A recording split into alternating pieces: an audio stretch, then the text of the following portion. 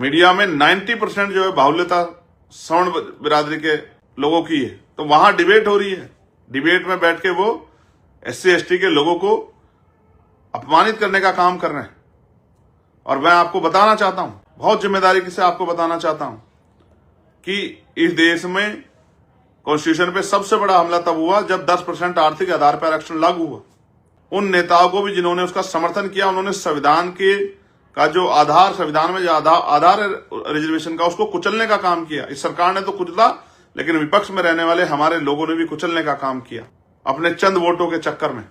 और उसका परिणाम यह हुआ कि आर्थिक आधार पर आरक्षण 10% लागू हो गया, जो संविधान का वॉयलेशन था, जो आधार रिजर्वेशन का कॉन्स्टिट्यूशन में उसका वॉयलेशन था। और यहां से तो हुआ उस असंवैधानिक कानून को, उस असंवैधानिक जो पास हुआ बिल, कानून बना, उसको जब चैलेंज किया सुप्रीम कोर्ट में, तो सुप्रीम कोर्ट में बैठे जज, जिनकी जिम्मेदारी थी, जो सारे स्वर्ण जाति के जज थे, उन्होंने उस कानून को भी, उनकी जिम्मेदारी है कि संविधान की व्याख्या करें, उन्होंने भी उस वायलेशन को सही माना। जब संविधान में आर्थिक आधार पे रिजर्वेशन का कोई प्रावधान नहीं है, फिर भी सुप्रीम कोर्ट के जजों ने सिर्फ इसलिए कि स्वर्ण जाति के बच्चों को लाभ मिल जाए, इसलिए उन्होंने उसको सही माना, फिर भी देश ने कोई विरोध नहीं किया।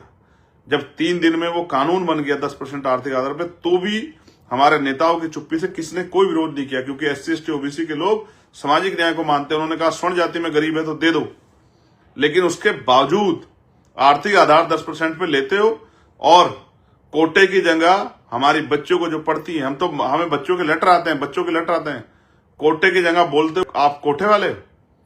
ठीक है, जिस तरह से आप अपमानित करते हो, आपके अंदर जहर भरा हुआ है। 75 साल में आप इस जहर को अपने अंदर से निकाल नहीं पाए, आप एक सभ्य समाज नहीं बना पाए।